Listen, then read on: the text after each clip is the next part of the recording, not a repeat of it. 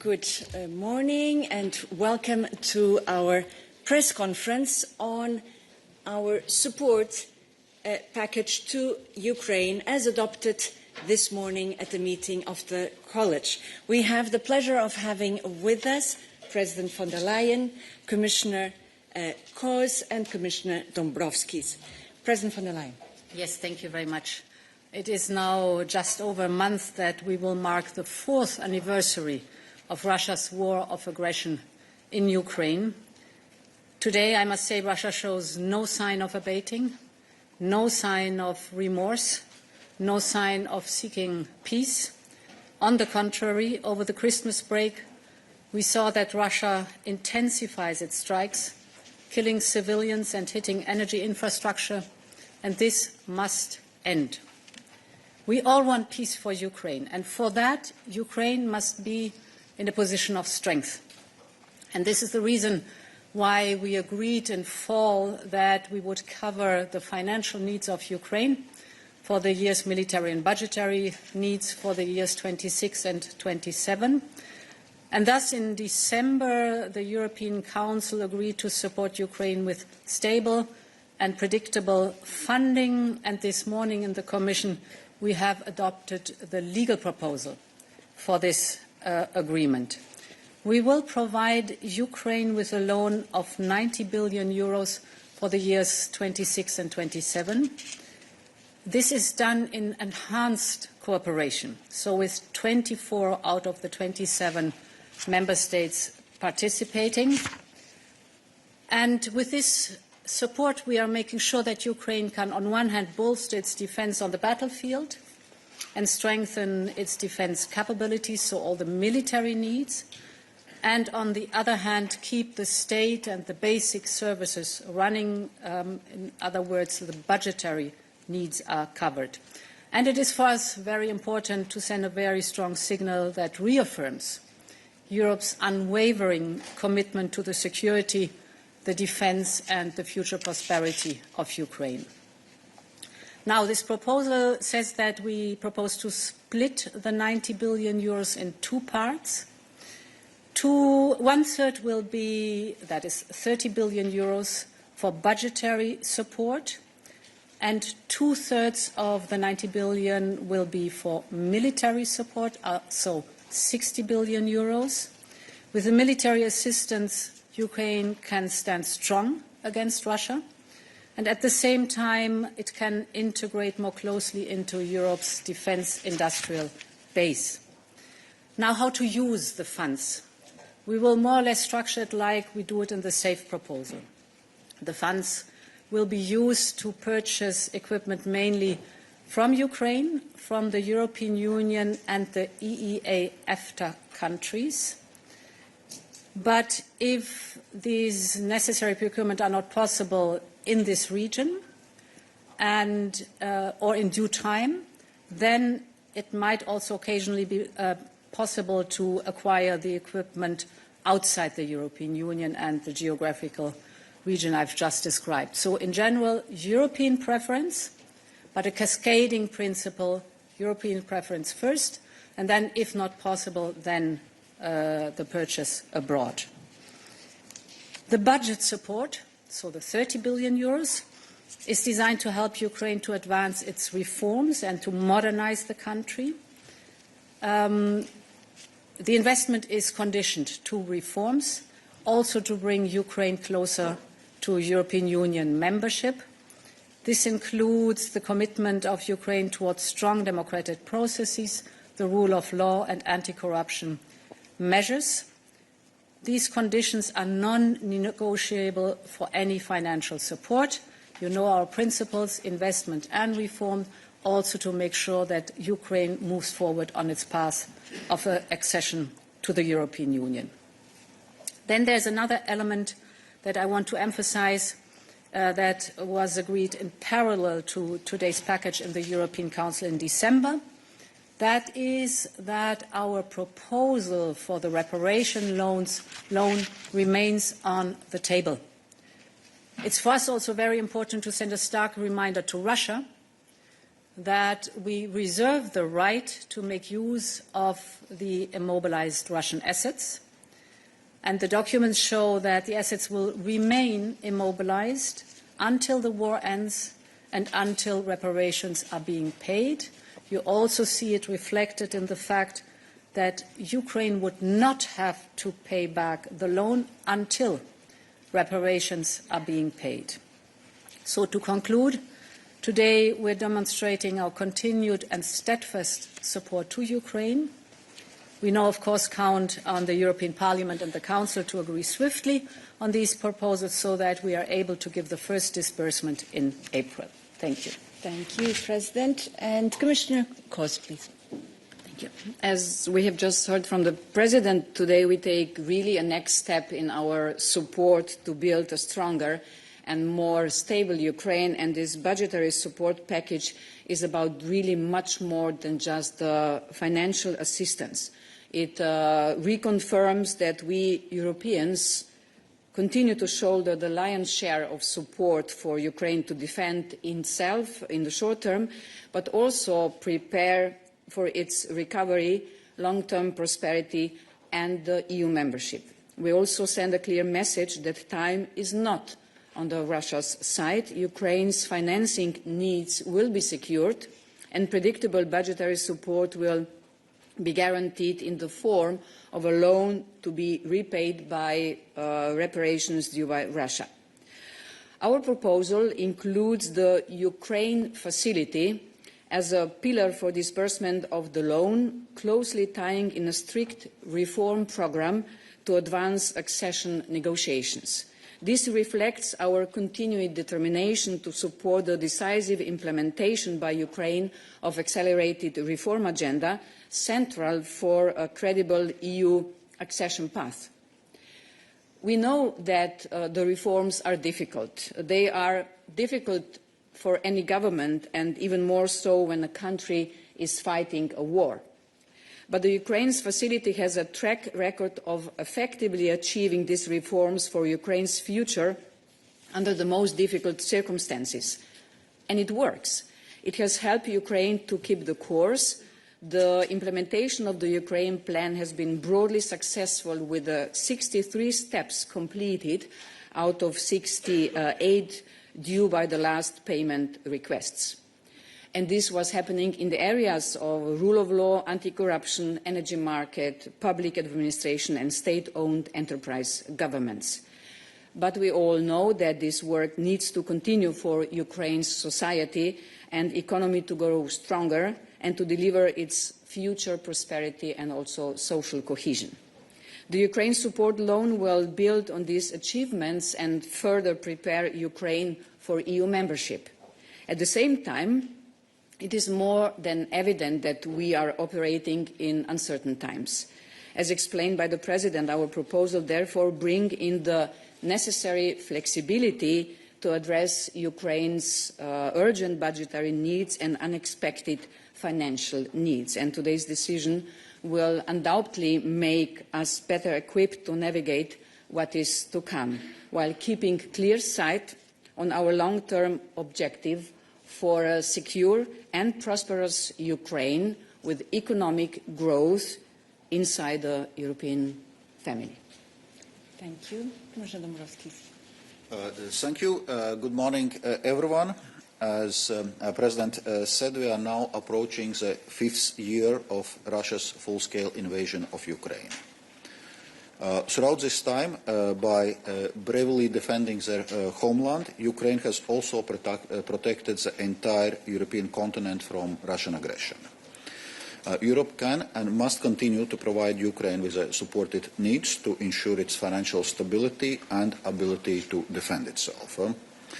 This is the only way we can secure a just and lasting peace, a peace which ensures real security for Ukraine and Europe in the long term. In December, EU leaders confirmed our resolve to help Ukraine to meet its urgent and sizable financing needs. Today we have taken the necessary step to put forward a proposal to deliver this crucial support. Allow me to highlight some important elements. The funds can be disbursed through either macrofinancial assistance or Ukraine facility. On macrofinancial assistance specifically, it is a tried and tested instrument for supporting Ukraine or countries in balance of payment difficulties.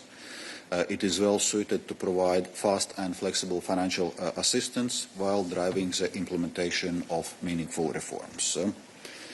It also complements and amplifies IMF programs, as it has been demonstrated in Ukraine over the past decade. Both macrofinancial assistance and the Ukraine facility provide for strong conditionality, especially on the fight against corruption. The 60 billion euros indicatively allocated to support Ukraine's defense efforts will allow Ukraine to access the equipment it needs to defend itself, and at the same time it will provide a very significant boost to the rapidly developing European and Ukrainian defense industries. Finally, as said before, Ukraine will only repay the Ukraine support loan if it receives reparations from Russia for the destruction its war has caused. This is why the proposal also makes clear that, in line with the conclusion by the leaders, the Union reserves its right to use the cash balances from immobilized Russian assets held in the EU to repay Ukraine support loan. Of course, time is of essence. The European Commission will work with co-legislators to ensure a swift adoption of today's proposals. Will also liaise with Ukrainian authorities to prepare financing strategy and ensuring steps needed to operationalize the support swiftly. With regards to broader support from our international partners, the implementation of G7-led Extraordinary Revenue Acceleration Loans initiative is progressing well. 35 billion euros have already been disbursed to Ukraine from G7 partners and the EU. And we will continue to engage closely with international partners, including the G7, to ensure a delivery on their commitments for 2026 and beyond. To conclude, supporting Ukraine is a litmus test for Europe. The outcome of Russia's brutal war of aggression against Ukraine will determine Europe's future. Today's proposal shows that we are determined to continue providing Ukraine with the support it needs, and it also represents a crucial investment in Europe's own security. Thank you. Thank you, and we can now open the floor for questions. Yes, Sabine.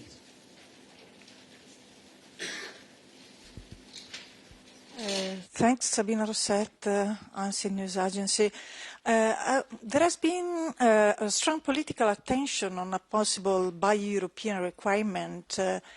Will the loan apply the same eligibility rules on the geographical origin of defense procurement as the SAFE regulation? And could you clarify how a possible derogation will work in practice to ensure that urgent deliveries are not late? And then, if possible, I have a more technical question on the cost of servicing the debt. Does the Commission proposal specify how interest payments will be covered within the current EU budget? And if not, should we understand that the long-term solution is effectively being deferred to the MFF, with the options being either higher national contribution or reallocation from existing programs? Thank you. So let me remind you also that we'll have a technical briefing after this press conference. But President, I'll divide the answer between Valdis and me.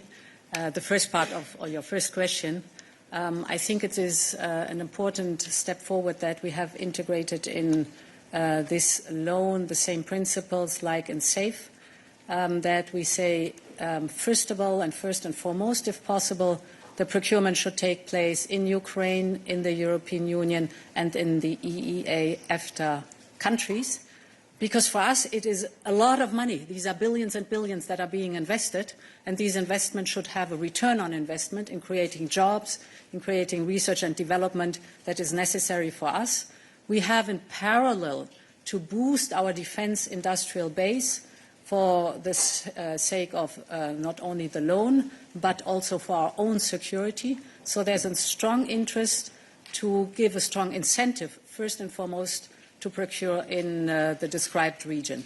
But, of course, Ukraine is at war with Russia and needs support timely. So if the capability is not available in the European Union or in the EEA, EFTA countries or in Ukraine, and not in due time, then it is possible to go outside of this region. And I think this is a very successful change that we have now introduced in the procurement rules.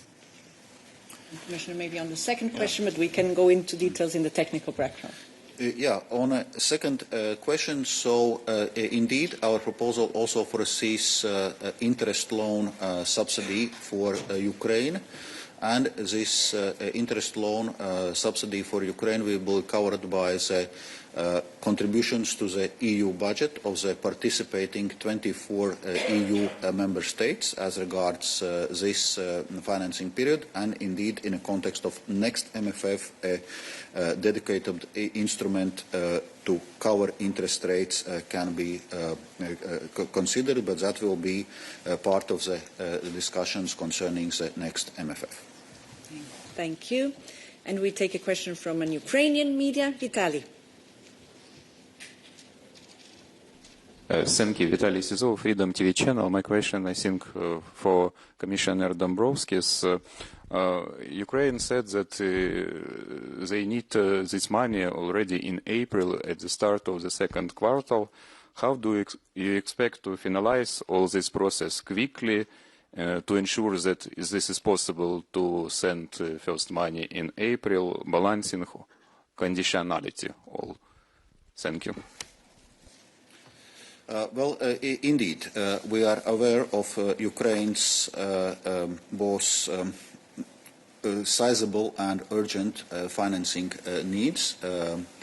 That's why we are aiming indeed to start disbursing in April. On one hand, we'll be engaging with EU co-legislators to ensure the swift legislative process, hopefully to be concluded by early March, which then would allow disbursements in April. And also, in parallel, we'll be working with Ukrainian authority on preparation of financial strategy for this year, so that all the necessary documents and steps can be taken in due time. And I would say also in previous years we had been working under very tight timelines with Ukrainian authorities and had been able to deliver. And in parallel, we are also working with other international partners which are providing financial support to Ukraine with the aim for them to front-load their financial contributions to the first quarter of this year, so that to cover this funding gap which Ukraine is facing already in a first quarter. And I would say this also work is advancing quite successfully. Thank you. And Thomas, please.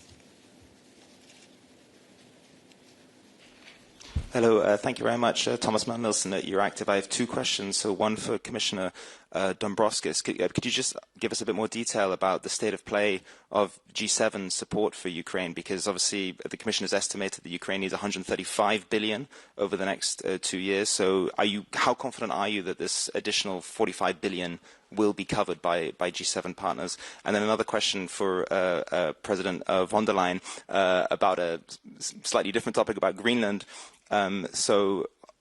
We've heard recently that Defence Commissioner Kubilius has said that Article 42.7 would apply this mutual assistance clause. Greenland obviously is not part of the EU, but there are tens of thousands of European citizens, EU citizens living in Greenland. So in your view, would member states have an obligation to intervene to support Greenland, including providing military support to Greenland, if the United States were to make military moves on Greenland? Thank you very much. Let's do the following. We're focusing on the topic of the press conference, and if we have time, we come back to your question at the very end.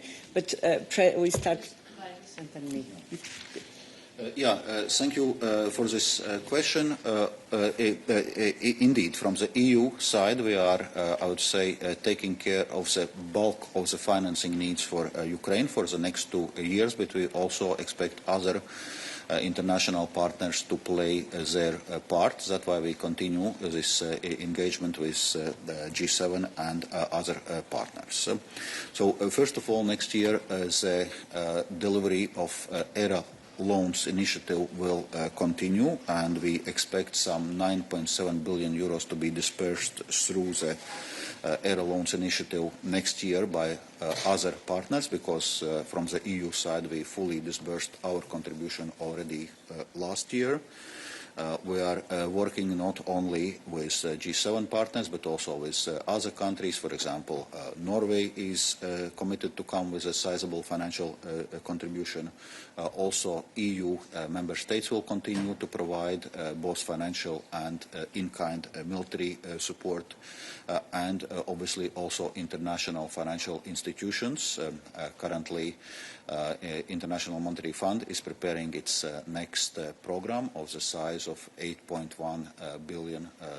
Actually, on Monday, I had a meeting with IMF Managing Director Kristalina Georgiou to discuss exactly those topics, and this work appears to be broadly on track, because also for IMF, one of the conditions for IMF program to go forward is that the financing gap of Ukraine is being covered. So there are many speculations out there about what should be done, what could be done, what may be done. I want to put all this aside and address the general principle of Greenland, that we look at what are the different debates. So first of all, Greenland belongs to its people. So it's up to Denmark and Greenland, and only to them, to decide on matters that are concerning Denmark and Greenland. That's point number one, and that's very important. We are in constant contact with the Danish government, also to listen to what the needs are, what the needs of the Greenlanders are, in very close contact. Second, Greenland is part of NATO. And when we are speaking about Arctic security, this is one of the core topics of NATO.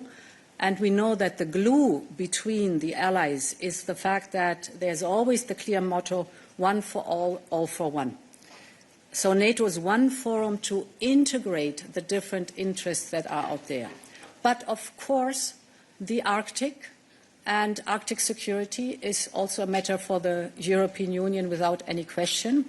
And we've invested since years in our relationship with Greenland. I was there last year, before all this happened, to open the office in Nuuk, so that we have a constant channel of communication with the Greenlanders. We have an investment program. We've stepped up our engagement since last year. We have accelerated our work. So there's a strong and good and existing relationship between the European Union and the Greenlanders. And for me, it's important that the Greenlanders know, and they know this by the deeds, not only by the words, that we respect the wishes of the Greenlanders and their interests, and that they can count on us. Good. And we come back to the topic of the press conference.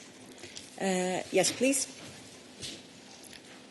Just one short follow-up on this topic, as we are still wondering, is Article 42.7 applicable to Greenland? I think it's quite important for Greenland to know. The question that is applicable right now. It doesn't ask itself. And the President was very clear in her response. Let me take one question online, because I know that many journalists are also already in Cyprus. Jorge Valero.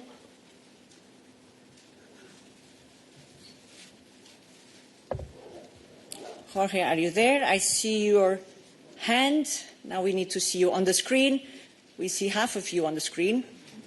Can you hear me well? Now it's okay. Yes? Good. Go ahead. Okay. Yeah.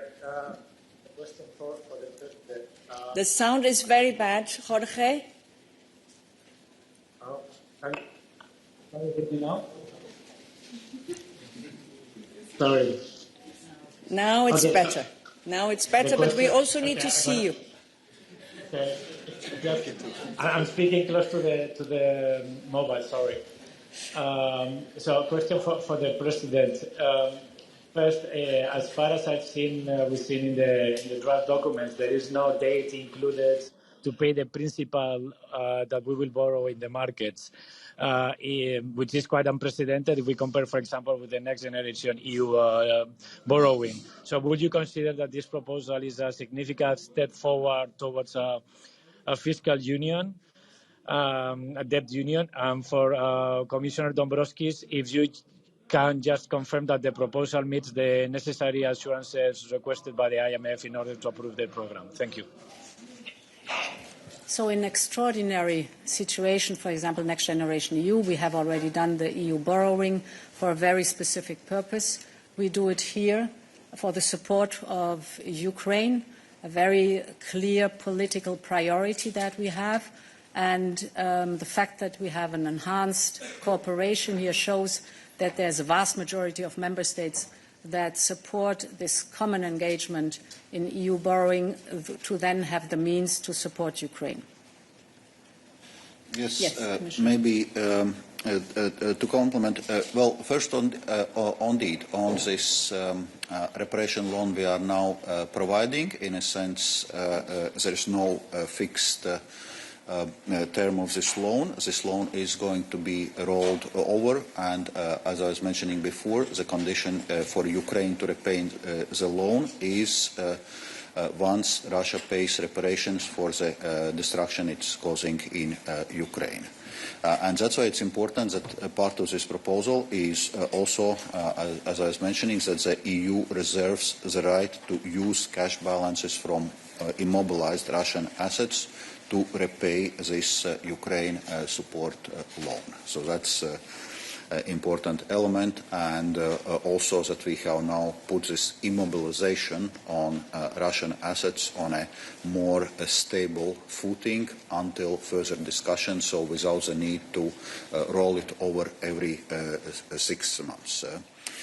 Then on assurances, in a sense, there are two types of assurances which IMF needs. One is the funding gap for Ukraine is being covered, and that work, as I was mentioning before, is broadly on track, and that was also indications I received from the IMF managing director 2 days ago. And another topic is the question of capacity to repay assurances for the IMF program itself, where there is a question on US participation in this capacity to repay assurances, and so far the indications are that it's unlikely, even though the final decision by the US is not taken and will be taken by the end of the months. But again, there are indications from the IMF that also in this scenario, other official creditors, including EU and non-EU partners, are ready to compensate for potential non-EU's participation. So also those capacity to repay assurances are going to be provided. Thank you. And we take a final question. Yes, please. Yeah. Thank you. This is Fabio Napoli for the Italian news agency Public Policy. I have a question for President von der Leyen. Do you believe that an enhancing cooperation to issue EU bonds can be used also in other fields, like to raise money for common projects, as mentioned in the Draghi's report? Thank you. So it should certainly not be a standard procedure. The standard procedure is the budget and the 27 together. But I think this also has shown how important it is that the political will of the vast majority of our member states is executed. So the enhanced cooperation is a vehicle that, if necessary, to implement the political will of the vast majority, if this is needed. And therefore, I think it is a good solution that we have found. I think one other element in this European Council that has been, in my view, underreported is the fact that in the course of the discussion about the reparations loan, the second option that we then did not take, there was a very important move forward. Valdis just referred to it. That is the change in the way the Russian assets are immobilized. As you know, before December, we were every 6 months at the mercy of a spoiler. We had to reaffirm the sanctions, to roll over the sanctions, and if this would not have happened every 6 months, the assets would have gone immediately back to Russia. Now we have changed that dramatically in a way that now the assets are permanently immobilized, so a very strong signal also that Russia has to come up for the damages it did. And this can only be changed by a qualified majority voting. So very strong safeguards what the Russian immobilized assets are concerned. Thank you very much, President and Commissioners. Thank you for your participation. As said, there will be an occasion to ask you more technical questions at the technical briefing that will follow in 5 minutes. Thank you very much and wish you a very good day.